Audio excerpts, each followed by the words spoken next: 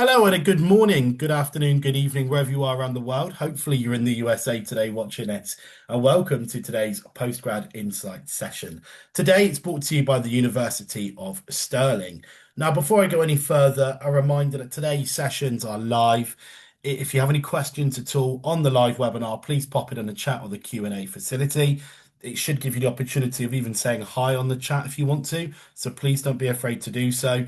And if you are watching on demand, we appreciate the time differences between the West and East Coast. Please email your questions to webinars@postgradsolutions.com or any other email address that you might see throughout the presentation if you see fit. But for now, I'd like to hand you over to Emily. Jason will be with us a little bit later. Emily represents the international recruitment team for the Americas region specifically, and I'll be back for the Q&A towards the end. Emily, over to you.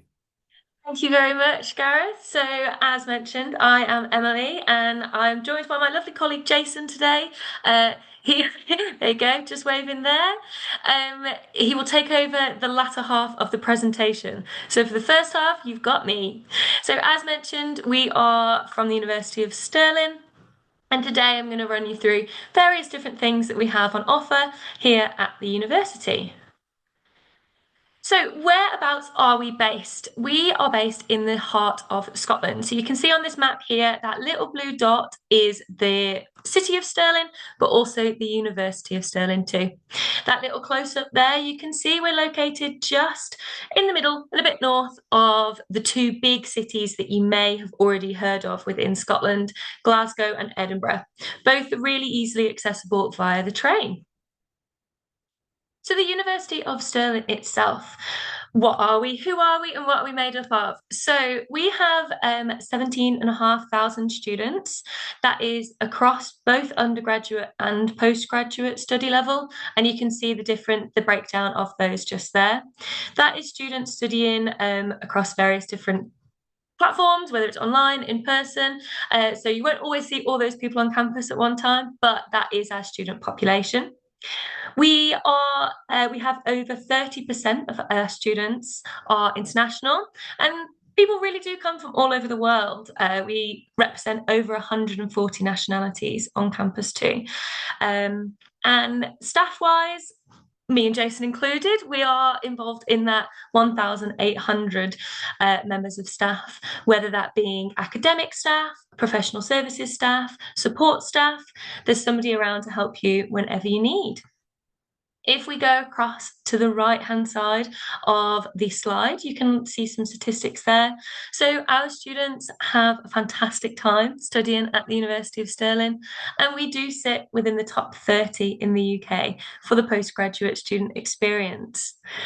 Our students, once they've left us and graduated, 96% of them are within further employment or further study once within 15 months of graduation. Sorry, tripping over my words today. And then just on the bottom there, the QS World Rankings, which is a huge ranking system, we have 5 QS stars, and that is across teaching, employability, internationalization, and facilities. And throughout the next couple of slides, we'll go into a little bit further of what that looks like. And then just finally, that little yellow box in the corner that you can see is a nice little accolade that we have here at the university, and you'll see big posters around too about it. But we are Scotland's University for Sporting Excellence. Why study? Why Stirling, sorry, for postgraduate study? As I mentioned just then, 96% of our students are within further employment or further study, and we really do prepare our students for the career and for their future. We want you to be ready, however that may look.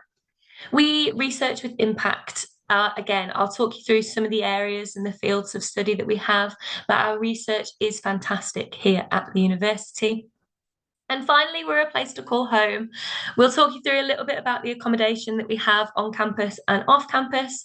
But our students really love the environment that they're in. They love the community that we have here at the university too. Career ready graduates. Here's some things that we have that can really prepare you for your future careers going onwards once you've graduated and finished with us at the university.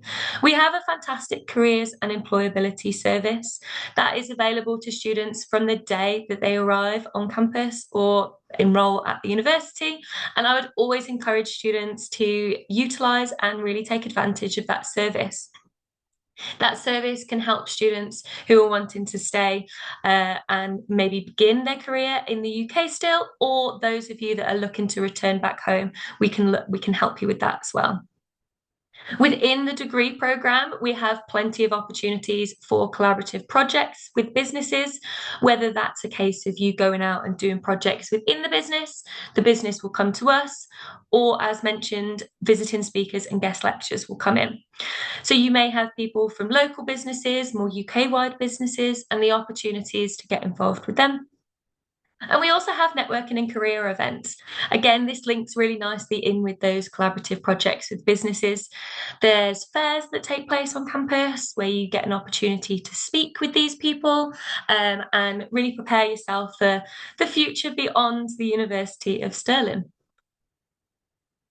Research with impact. The university is fantastic with research. We have facilities on campus where students can go into labs and conduct the research themselves, be involved in it, or even just be around academics that are conducting that first-hand research themselves. So more than 80% of our research on campus is world-leading or internationally excellent. And 87% of our research has an outstanding or very considerable impact on society.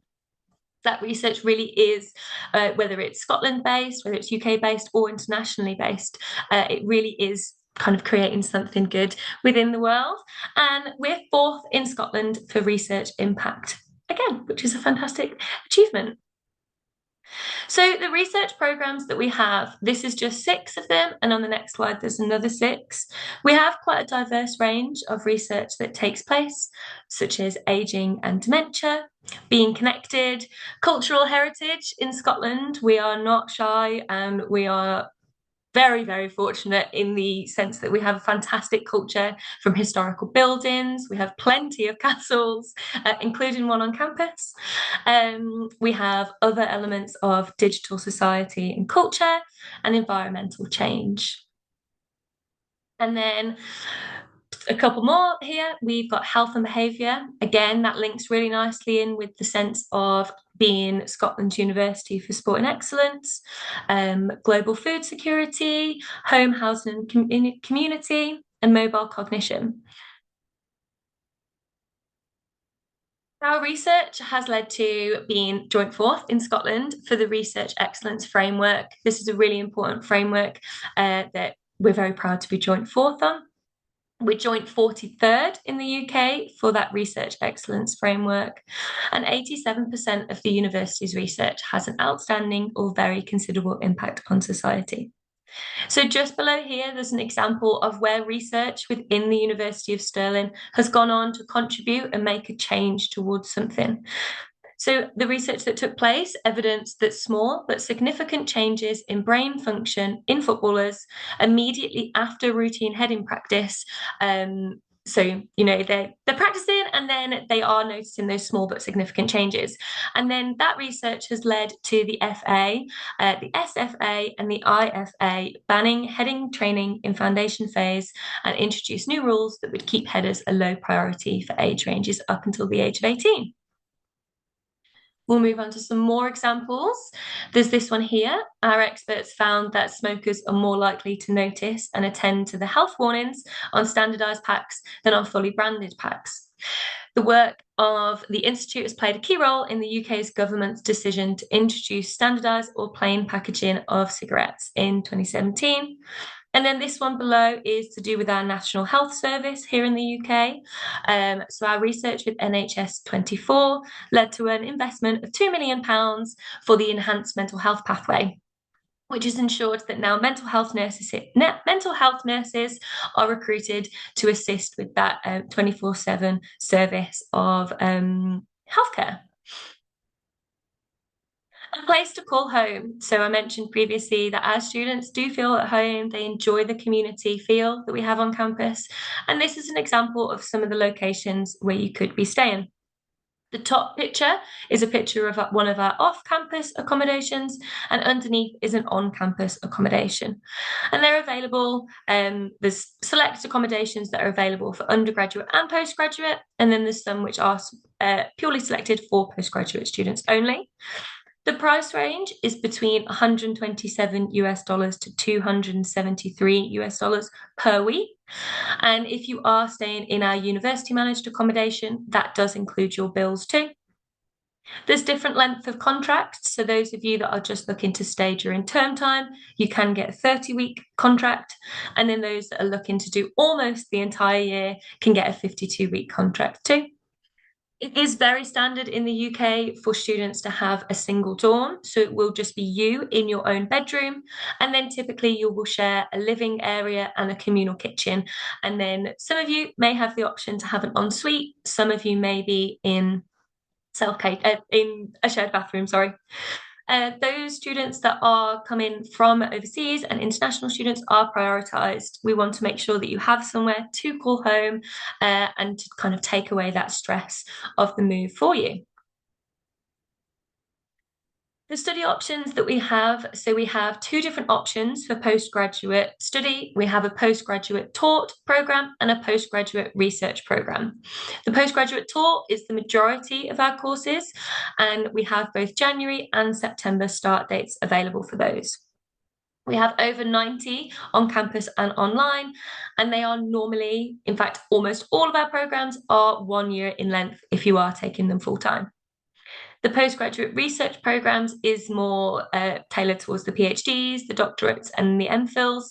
And there's a range of start dates available for those across both full and part-time. And they are typically a lot longer in length, ranging from 3+ years. The online programs that we have and the blended programs. So online courses enable you to learn through online lectures, seminars, and then guided independent studies. You still have access virtually to all the library resources and additional resources at the university, but you conduct that research and the study online via your computer. And then the blended courses are mostly delivered online, but they will require you to come into campus to do a couple of lectures, seminars, and research programs there. I am going to pass you over to the lovely Jason, who is now going to run through the remainder of this presentation and initially take you through the entry requirements. Thank you, Emily. Hi, everybody. How's it going? My name's Jason. I'm the International Recruitment Manager for the Americas. If you cannot tell, I am not Scottish, so I'm sorry to break up Emily's lovely presentation. You'll have to listen to me for the rest of it. But I'm from Maryland in the USA. I can certainly understand the position that you're in as an aspiring international student from firsthand experience. So if you've got any questions about what it's like to move country, regardless if you're from the USA or not, to come to Scotland, certainly happy to help answer those from firsthand experience. Now, I'm going to go ahead and share my screen. I've got some more information to share with you. A couple of housekeeping notes from us. This is being recorded, and you'll have the recording in your emails after the presentation is over. So if I'm talking too quickly or if we don't get to answer your question, we will get there. And before I get started, I'm seeing a lot of questions about our applications open currently? Yes, we are open for applications now. And you'll see on the slide later, we'll go over it, but our admissions team review applications on a rolling basis. So you can certainly apply now through June 2026. If you're looking for scholarship considerations, I would encourage you to apply for your program, and your scholarship would be a separate application, but for your program by February to give you the best chance for scholarship considerations. All right, back to the presentation. That's enough for me. So entry requirements, we put on there the USA and Canada. So if you're from the US or Canada, hey, how you doing? We've got some entry requirements. This is not inclusive of every single country in the world. It would be impossible to put them on the spreadsheet. If you have specific questions for the country that you're from, if you're not joining us from the US, please put it in the chat. We've got Emily who's going to be answering questions as we go, and she can help fill you in for the country specific requirements. Now, what Stirling is looking for from US applications is a 2.7 overall unweighted GPA. Some courses that you'll see will require certain subject-specific requirements. So nursing, for instance, might require subject-specific requirements. If you're looking for a specialist degree, those might require certain subject requirements that you would have to show that you've taken in undergrad. So just be wary. We will list them. We'll be completely transparent with what we're asking for. So they will be listed as far as entry requirements and subject requirements, but we'll be looking to see those in your previous institution's transcript, presumably from your bachelor's degree. And then if anybody needs to meet any English language criteria, there will be English language criteria if you're from a native English speaking country like the US or the Caribbean, or if you've been taught completely in English at an English speaking institution, we would be able to accept an MOI instead of your English language requirements. But sometimes we can expect an English language requirement with it. All right. So with your application, we wanted to point out that if you happen to be a current study abroad student with us or a current undergrad student with Stirling, hey, we can probably meet on campus if you'd like, but there is a fast track application available for you. I am going to assume that most students on this webinar are not going to be included in this. However, the application for any student is going to be pretty standard. So we're looking for your academic transcript, your actual certificate. So we will actually ask you to have your degree certificate from your undergrad, as well as your transcripts. We're going to ask for one reference. We would prefer that to be academic. It can be professional if you'd like. However, academic is given preference. We will ask you to write a statement of purpose, so a brief essay stating why you're applying to Stirling, why you're applying to this particular degree, and how this supports your career aspirations. So what a lot of students either applying from within the US system or applying to the US system, that coming of age narrative that US schools are known for, is not quite the essay that we're looking for. You want to be very direct. You want to highlight the course outcomes for learners as part of your degree instead of that coming of age narrative that's quite popular with US university admissions. So just make sure that you're being quite direct and specific for both choosing the University of Stirling and the program that you'd like to study. For PhD students, your application is going to look a little bit differently. So we need you to find a supervisor first. You won't find the generic PhD application on the university's website like you would be able to find at US institutions. So your first step is to find a supervisor in the faculty that you want to study with, submit a research proposal directly to that faculty, and then the faculty will respond and work with you to either revamp your research proposal to, if they like your research proposal, they will send you an application directly from them. So students will be invited to apply for their PhD. You can't necessarily find your PhD application and apply to the program. You have to start with the faculty.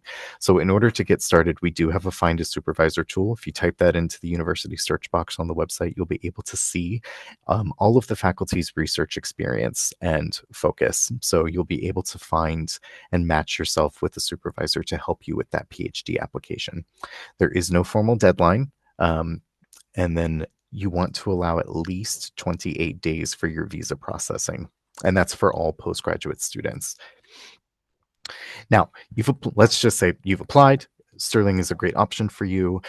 For your offer, admissions are considering applications on a rolling basis, and at the moment they're processing applications on about a 10-day turnaround time. So fingers crossed, if we receive your application with all of your application documents, you can expect a pretty fast turnaround time from the University of Stirling. Once you have a decision on your application, you'll be sent the outcome via email, and the responses that you could receive would be an unconditional offer, which means that you've maybe graduated last year or finished your program early or applied after you had already finished. We don't need to see any additional documents from you. All we're waiting on is for you to accept the offer. A conditional offer does not mean a wait list. A conditional offer means that you are accepted and we are holding a place for you on the condition that you either submit missing documents or that you finish your current undergrad program meeting the entry criteria that's specified in your offer letter. So typically the 2.7 GPA and any subject requirements. Once you meet those conditions and we receive both your transcript and your diploma proving those conditions have been met, you will then receive an unconditional offer, and you can accept or decline an offer at any given moment. You won't be expected to pay a deposit or pay any money to confirm your place until you accept an unconditional offer. Unsuccessful means that we are unable to offer you you a place at this time. And then we would encourage you to respond to your offer, either declining or accepting that offer as soon as you can. It helps us prepare more relevant information for you, depending on where you are in the process. Now, tuition fees, depending on where you are coming from in the world, if you're comparing it to what I'm familiar with, which is US tuition, Sterling can be quite an affordable option for you. So the range of postgraduate degree tuition can range from about 21,000, a little more, just under 22,000 pounds to just over 24,000 pounds. Each program has their own tuition fees, which is a little bit different. There's not one set fee that all students will pay. It will be depending on your program. So you will see that your science-based or lab-based courses will be a little bit more than your traditional lecture-based or arts and humanity-based courses.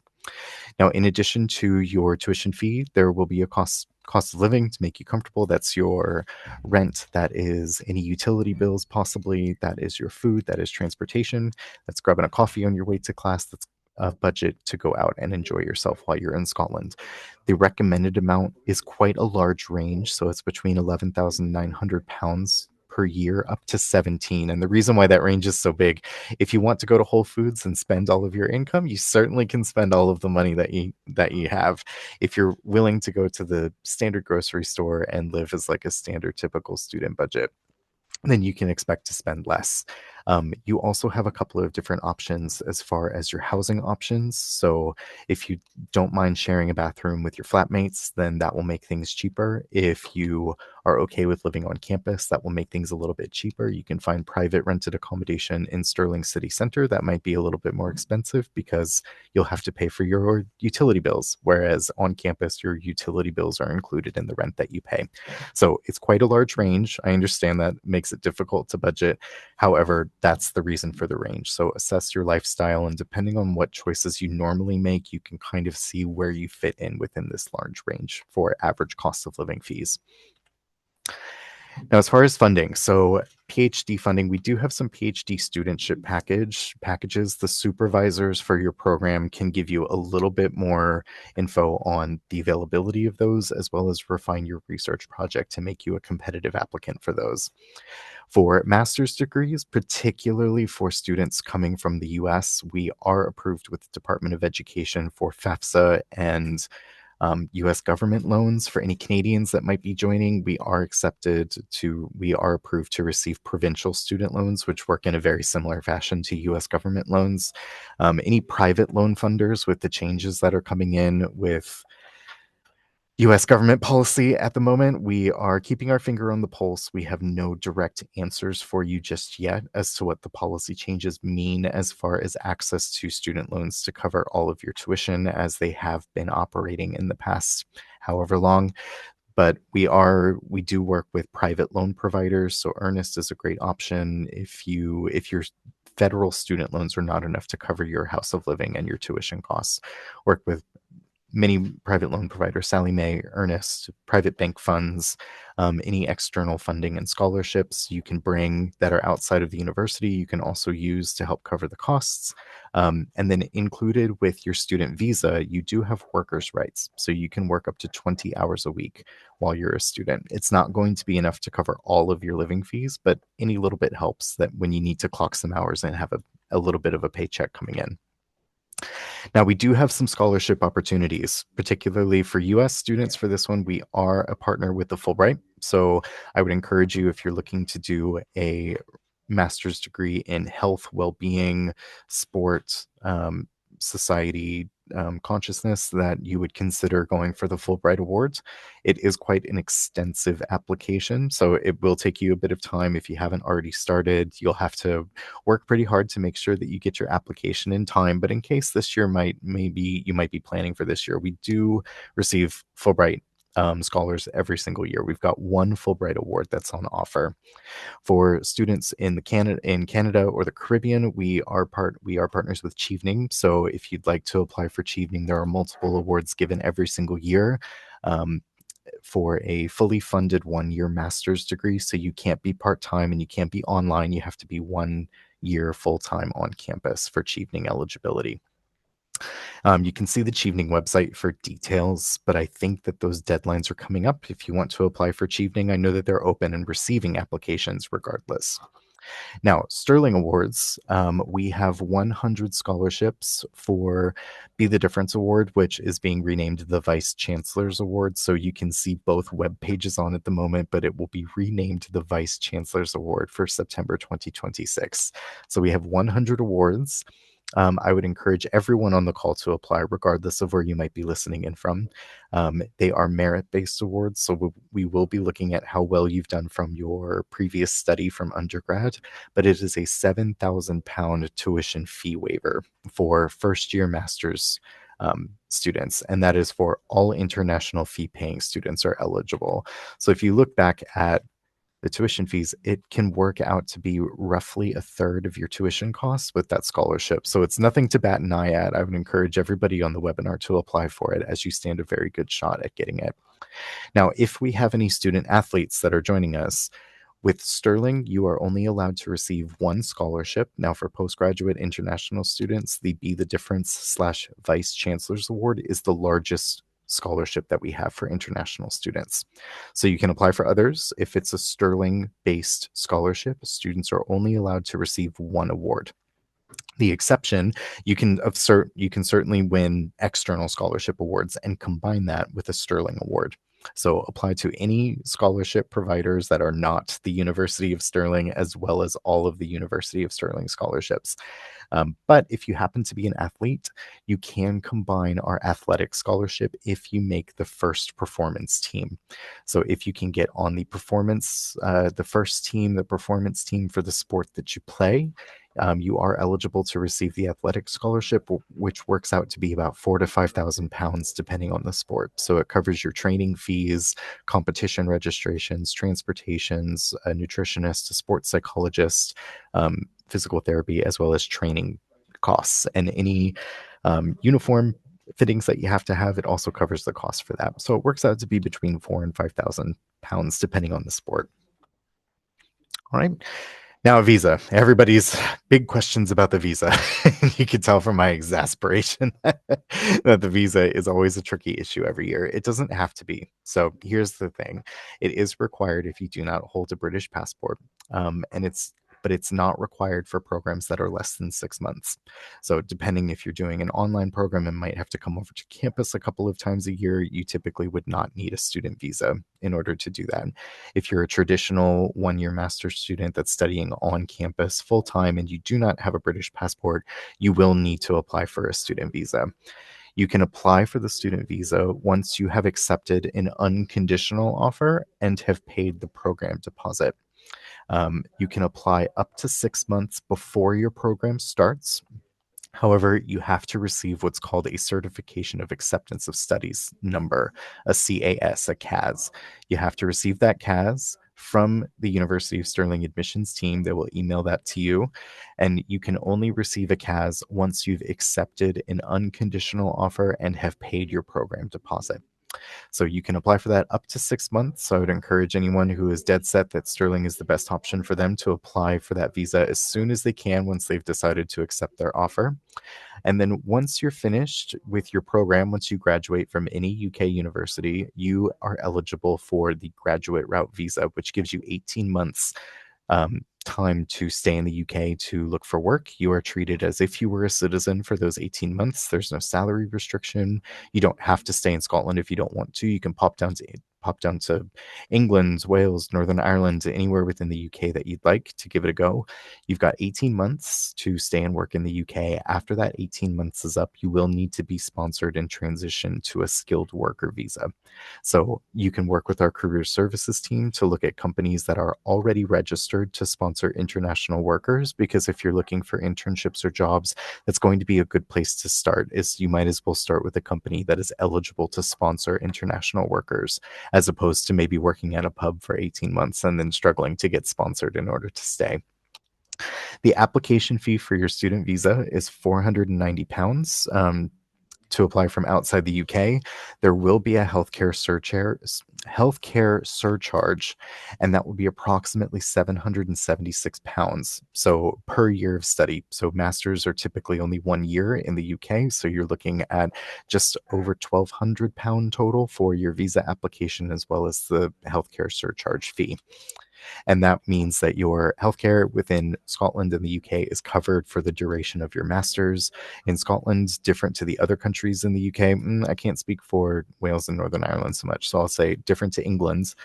Prescriptions are free, so you will not pay for ambulances. The only costs of healthcare that are not included are dental work and mental health support. Those will be at personal cost if you need continuous support for those. All right. Now, it's not all about studying. We're not here to just talk to you about your studies, although it is a research-intensive master's program. So the year goes by very quickly. There are no gen ed requirements for our US students, so you'll never take a class that isn't relevant to the degree that you're looking to study. You're completely done with that. There is no GRE requirement to apply. However, you also need to worry about a nice balance between working really hard for your classes and then enjoying yourself. So campus life is quite convenient. We've got Campus Central, which is the main building on campus. They've got study and social spaces for sure, but it's also the home of it's where the library is. We have an on-campus grocery store. We have an on-campus pharmacy. We have an on-campus movie theater and playhouse, the McRobert Arts Theater. We've got places for you to grab a coffee, grab a sandwich if you're running late to class. We've got different restaurants on campus for you to have a hot meal if you don't feel like cooking that night. So all of the amenities that you might need to make yourself comfortable, especially in the early days when you're transitioning to a new country and a new culture and a new academic learning style. All of those creature comforts that could help ease the transition are there for you to take advantage of. And then we also have an on-campus doctor's office. It's right behind the student village, right behind the parking lot. So a quick walk to the doctor that only sees to students. So staff cannot register for the doctor. It's only for students.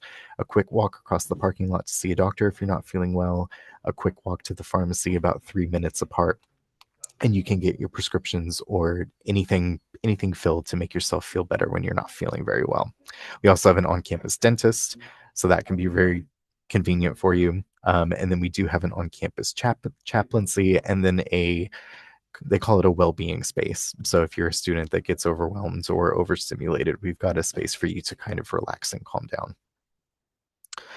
Right. So I've mentioned a little bit about the Careers and Information Center, but they are located within the Student Services Hub. It's located on the ground floor of the main building on campus. So it's almost to the point where you can't miss it. It's right in front of the McRobert Arts Theater.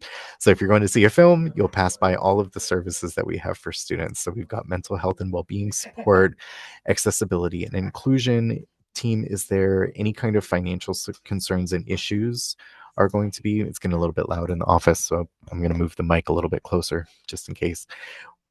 Any financial concerns and issues, we've got all kinds of student support to help with budgets, with doing things a little bit cheaper than maybe what you've been doing.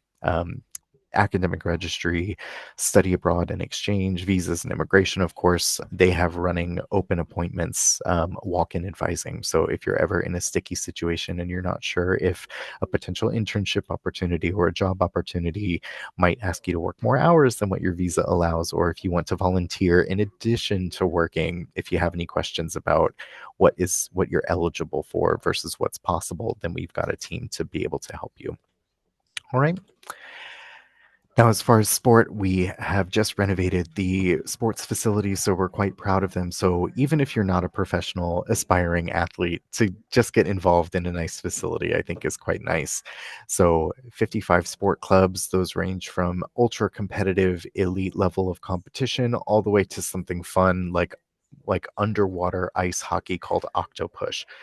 So get involved. It's not just for undergraduate students. We do have a student union with a designated postgraduate faculty officers.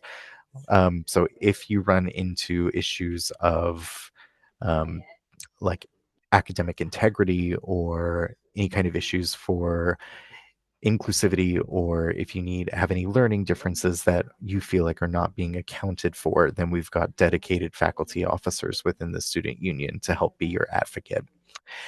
We've got 120 different societies that can range from anything from like Taylor Swift Appreciation Society to Wine and Cheese Club to Pub Club, which is where you just go to a different pub every night. So it's a nice way to meet people and get yourself out of your room, take a break from studying, and that way you can be refreshed and you can pick up your studies from where you left off. When you're looking for jobs, we do have an online platform called Target Connect, and that will help connect you to jobs on campus. If you want to work on campus, we do pay a little bit more than minimum wage. So we pay about a £1 more an hour. So you can save a little bit more money if you want to work on campus versus getting a job at maybe the Thistle Shopping Center in town or the movie theater in town or a pub in town. If you want to work on campus, you earn a little bit more money. Now, the city of Stirling, speaking of, um, people haven't really heard about Stirling as much as they may have heard about Glasgow or Edinburgh. So Stirling is the ancient capital of Scotland. It's where Mary Queen of Scots was raised, evading the English. So it's steeped in history. William Wallace is from Stirling, so y'all might be too young, but if you've seen the movie Braveheart, based on William Wallace, who was a real person and national Scottish independence hero. So from Stirling, so you'll see a lot of things named after William Wallace, including a monument on top of the hill right by campus. But it's a city of heritage, of music and nightlife. There are plenty of pubs for you to join in the evening when you're done with your classes, and you'll see live music in almost every single one of them. But food and drink, art and culture, there's all kinds of different festivals that happen in Kings Park, which is the large park just in the shadows of the castle. I should mention that the castle is the focal point of city center, so proper romantic European cobblestones that lead up to Stirling Castle, which is the ancient capital of Scotland. You get amazing views looking down in the valley and seeing the hills in the background from Stirling Castle. And if you live in Stirling, you get to go to the castle for free. So it's very common for students to take their reading up to the castle, sit on the ramparts, look down, be inspired, and then tuck into what you need to study. Beyond Stirling, it's a great place, about 100,000 people, so it's a nice pace to make you feel comfortable without being overwhelmed. Beyond Stirling, we've got about 70 trains a day to either Glasgow or Edinburgh. So if you miss the train, you just hop on the next one. It's no big deal. It's also the city of Stirling is also known as the gateway to the Highlands, just because the start of the Highland Mountains begins at Stirling. So you'll see absolutely amazing views. You've got easy access to both mega cities in Edinburgh and Glasgow. So go for a great night out, go see a gig, go for the tourist attractions that are there. And it's quite cheap in order to get around. I will say, if we have any younger postgraduate students, if you're under 22, you can get a bus pass for free. But if not, you can certainly get a student discount for both trains and bus travel within Scotland. Now, your next steps. Find a program that you want to apply for. You'll find the application right online from the program's prospectus page on the website. The application is free, so doesn't cost you anything but time. So feel free to apply for whatever program that you think best fits. Once we review and, knock on wood, you receive an offer, your next step is to accept the offer. Once you've accepted an offer, you will be eligible to apply for accommodation via your student portal. Accommodation applications open in the 1st of May, typically. So you'll be invited to apply, you'll be sent reminders, and then you can get your accommodation application in if you want to live on campus.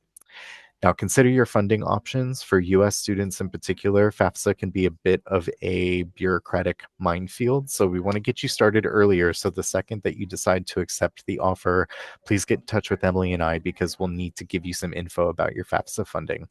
Now, for all students, we do a FAFSA and student aid webinar in February.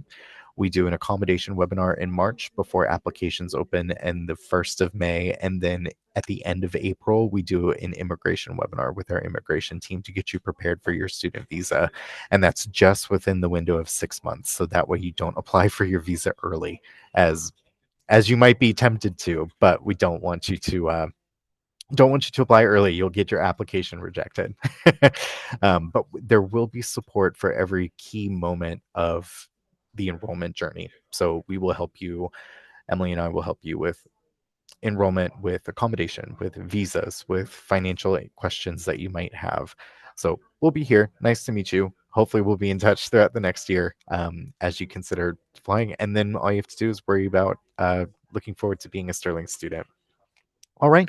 So with that, we're getting close to time, about 40 minutes. We'd like to open it up for. Thank you very much, Jason and Emily. If I can come in at this point, thank you.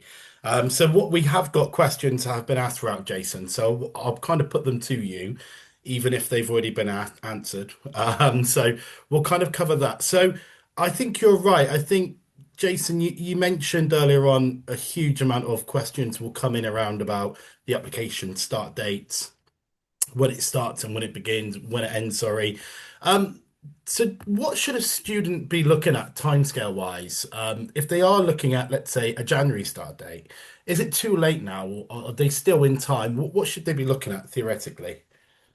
Hi, we are getting close for students who want to start in January 2026. I'm assuming that that's what the question is for. Yeah. So for Jan 2026, we are getting close to the deadline. It typically takes about 28 days for student visas to process. So we are still accepting applications, but only just.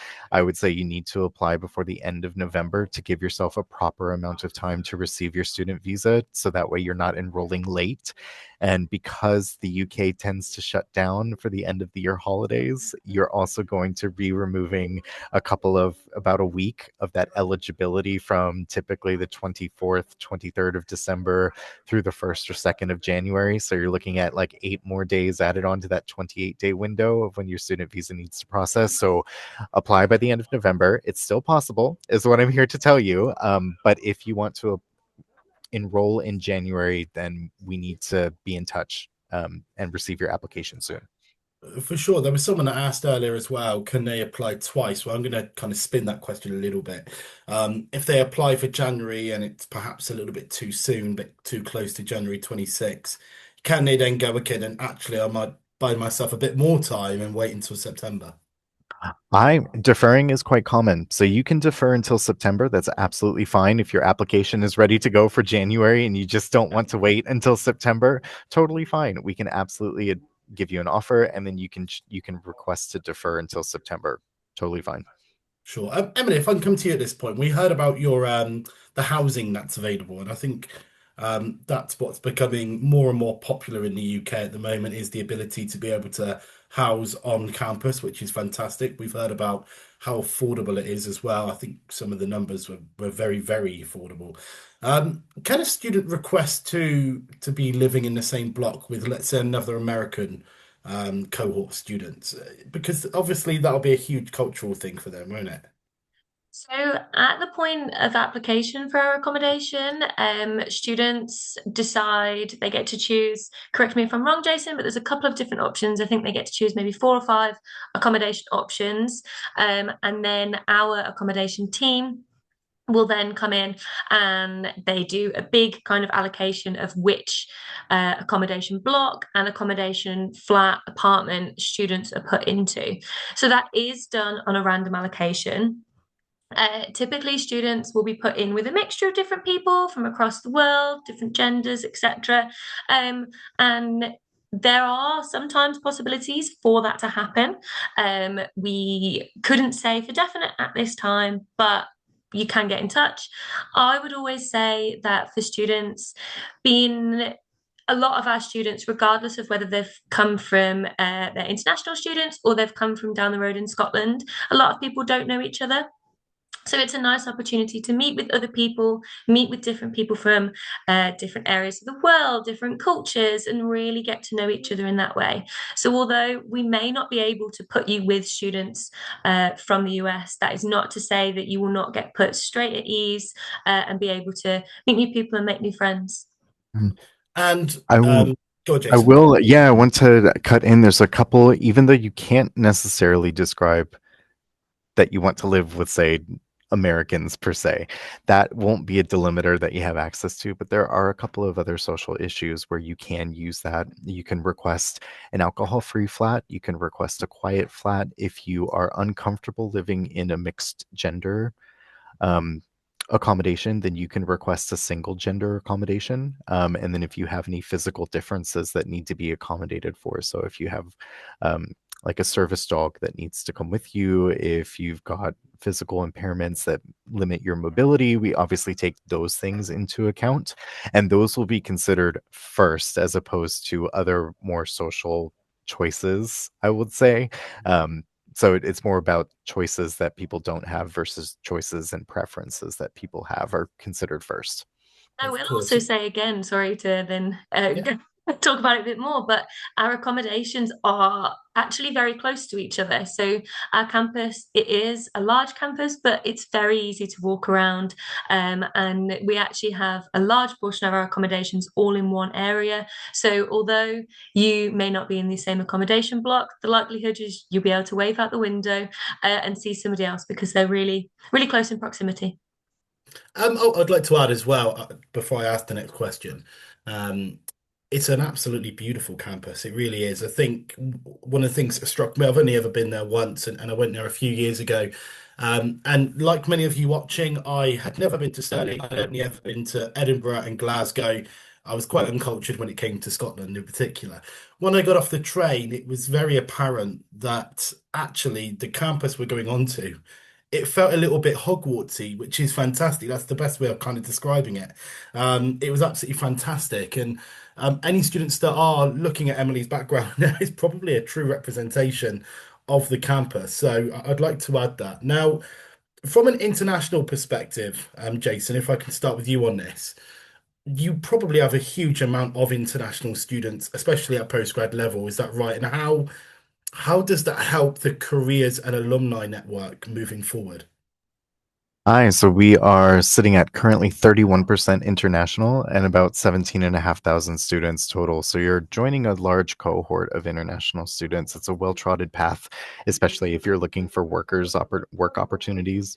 In Scotland, now some sectors are outperforming others, as in any single country, but particularly with tech sectors, in the finance sector, in the AI computer space. Actually, Scotland is receiving more European investment than any other country, which is a unique conversation within itself. But within those sectors, especially in Glasgow and Edinburgh, you've got plenty of opportunity when you're looking for jobs that will sponsor you to be able to stay in the UK. Maybe you'll fall in love with Scotland. Maybe you'll fall in love with someone in Scotland and you'd like to stay. The possibilities are endless, Yeah. but it prepares our career services very well. They are very well prepared to handle conversations, especially country specific ones. So right now we have an entire track for any Chinese students that are coming over. We have a Nigerian track, we have Indian tracks that typically tend to answer to more culturally specific questions. Now there isn't necessarily one for American students, for any Americans there, but you don't necessarily need them as much as other cultures that are there. So you've got that to your advantage, but you'll find a list of companies that will sponsor international workers in the career service centers. So when you are looking for internships, you can start in the right space.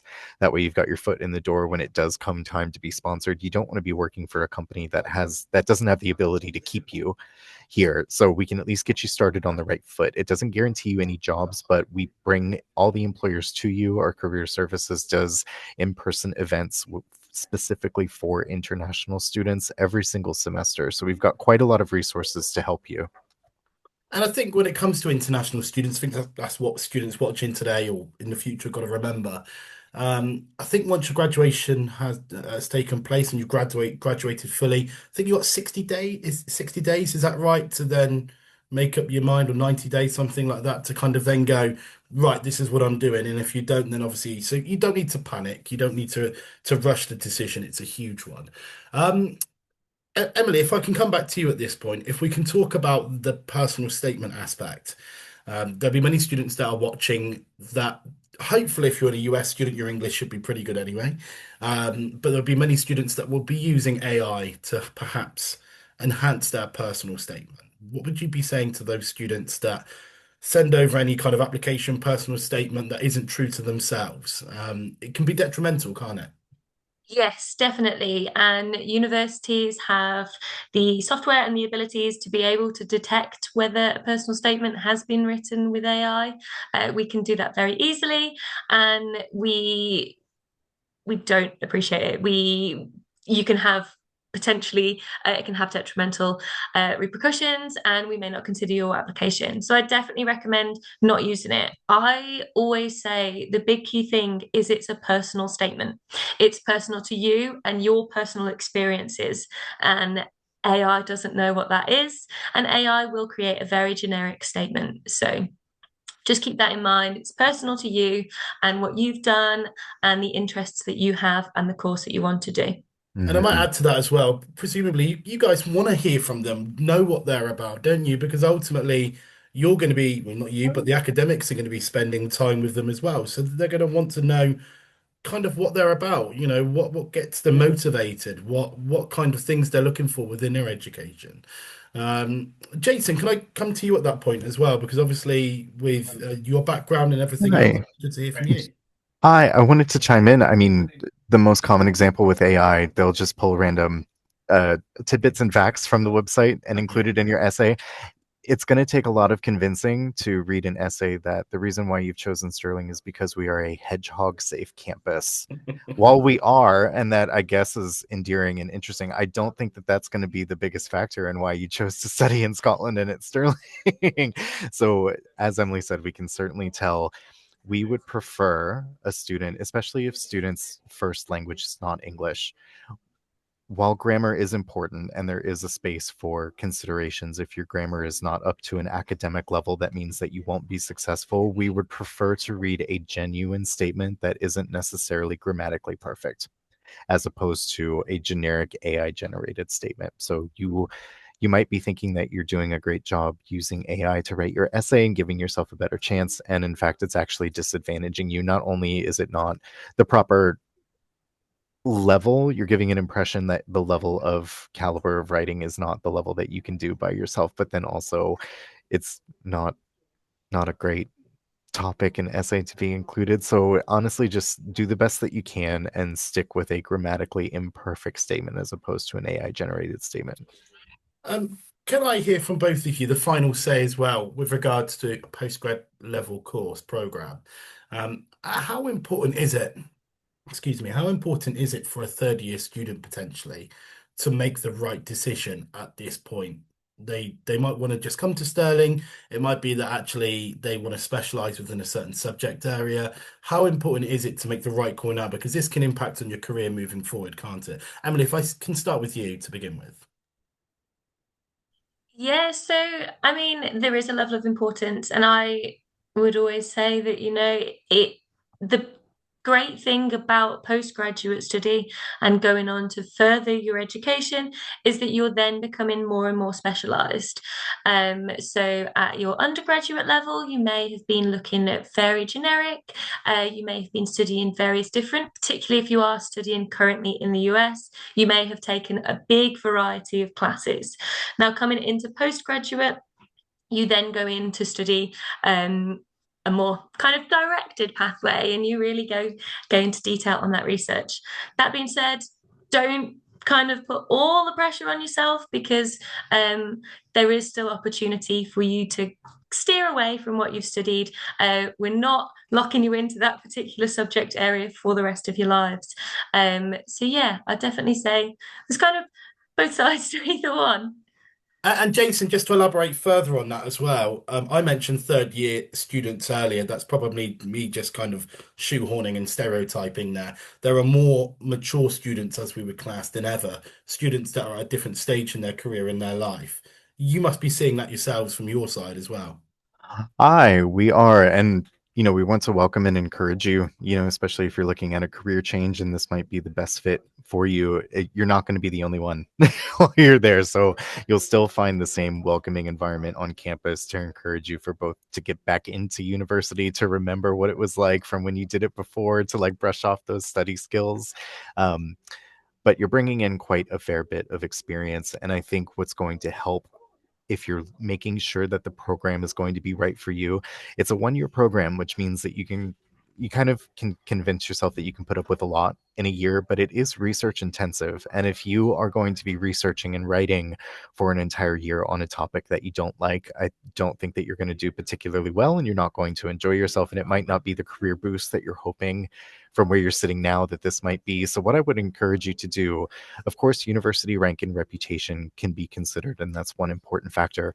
But on Sterling's website, we have a research profile for every single faculty in the department that you're looking at applying to. So if you're unsure about a particular degree, you can see the key course contact, the faculty member, you can see their research interests.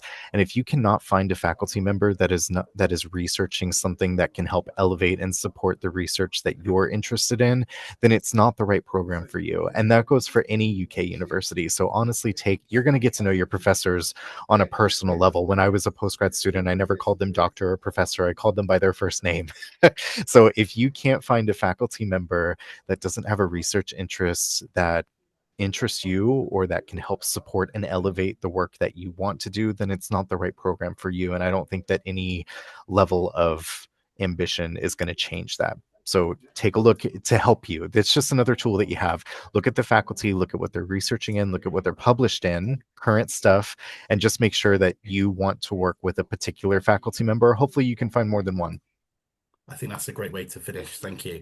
Jason and Emily, thank you for your time today. It's been a really engaging, great session and actually really uplifting as well. If anyone's missed anything whatsoever, and you are watching on demand, which I'm sure many of you will be, please, scan the QR code on your page now. You can fill in the form. You can stay up to date with everything you need to know, or email webinars at postgradsolutions.com. We'll make sure your message gets through to whether it's Jason, Emily, or Mark in the international recruitment team. We can make sure we can help. But for now, thank you very much. We look forward to seeing you again soon. If anyone has any questions, let us know. And if you wish to apply, head over to Stirling website and hit the apply button. Thank you very much, Jason and Emily. Take care. Bye-bye.